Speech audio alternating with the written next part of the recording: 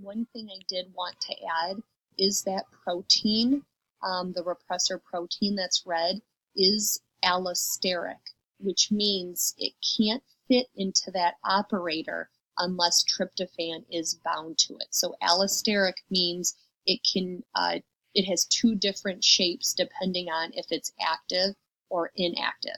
Inactive, it doesn't fit in that operator piece, and then active when tryptophan is bound to it. Please pause and study this series of diagrams. Make sure you understand what an operon is, the purpose of the operator, regulatory genes, repressor, proteins, how transcription, translation is taking place, and what a co-repressor is, etc. If you understand this diagram, you basically understand up to this point all of 15.1. The other type of operon that has its switch off is called an inducible operon. And typically this is for catabolic reactions where molecules that are made, enzymes that are made, are going to need to break down other molecules.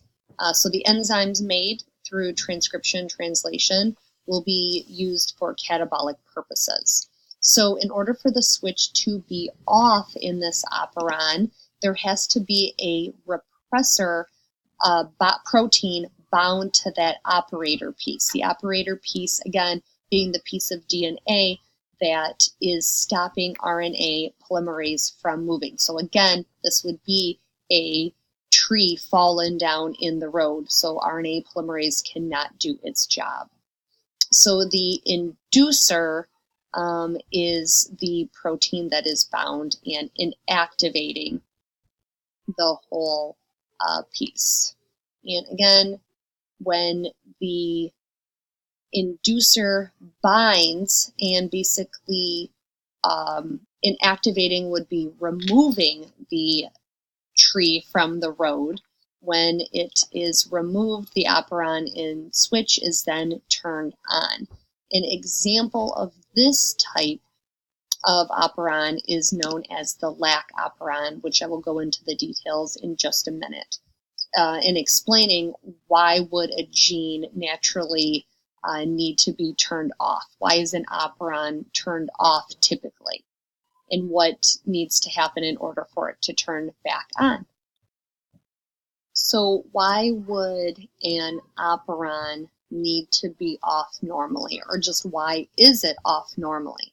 So an example is the lac operon, and what this is a piece of DNA that has genes that code for enzymes when lactose is present in E. coli, again, a type of bacteria in your colon.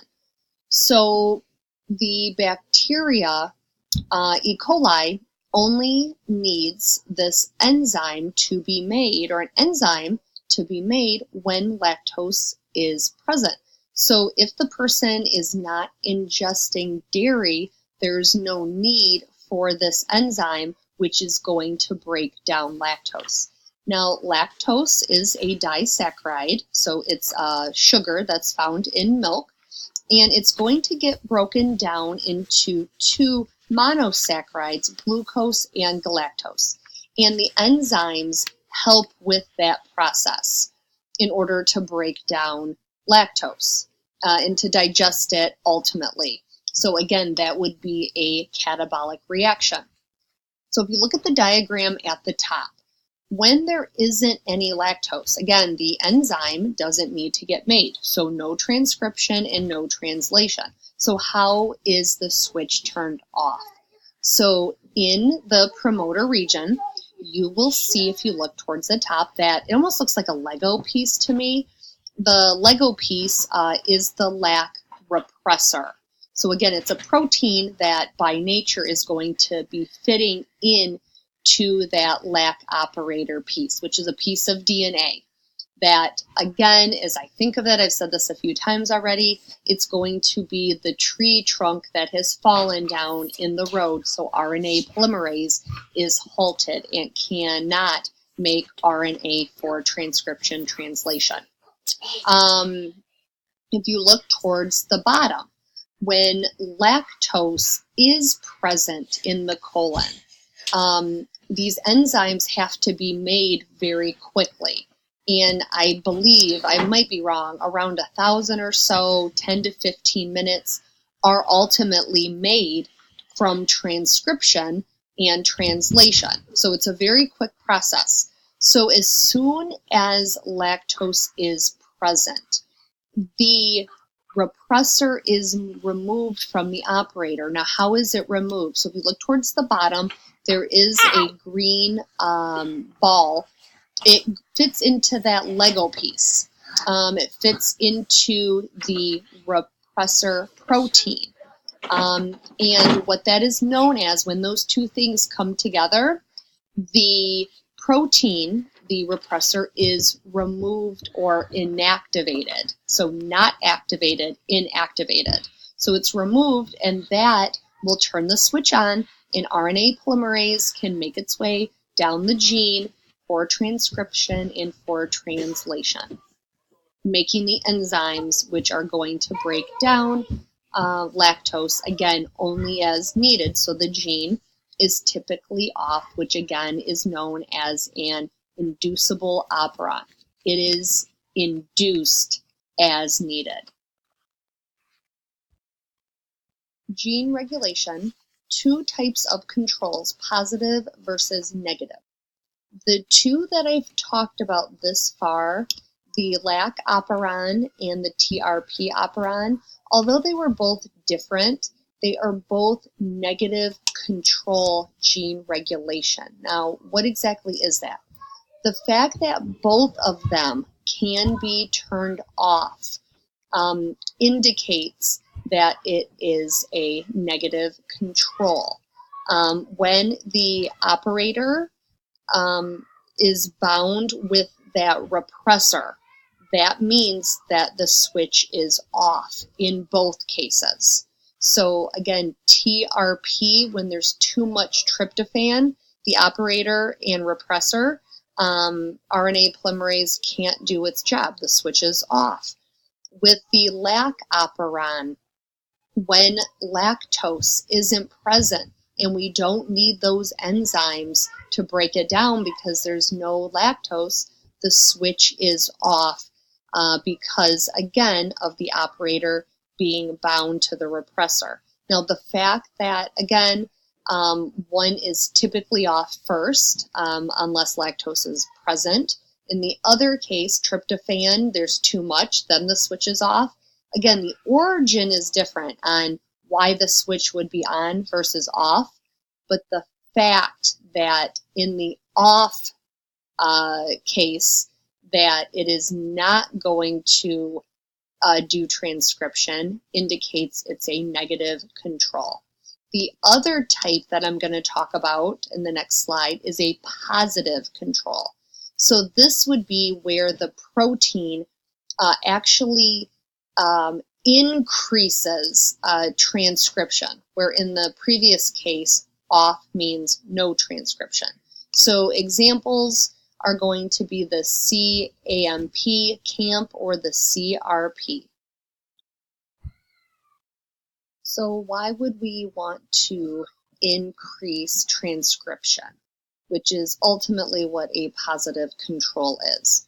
So in E. coli, we may, with that bacteria cell, we may have a situation where we have lactose and glucose. So E. coli tends to favor glucose, and when lactose is present, it's almost like lactose takes a back seat, and ultimately transcription will not occur for breaking down lactose in the presence of glucose. The RNA polymerase will go to a gene and do transcription for the breakdown of glucose instead. So now we have a scenario where we still need to make the enzymes to break down lactose when glucose is present, because think of it like there just isn't enough RNA polymerase to go around.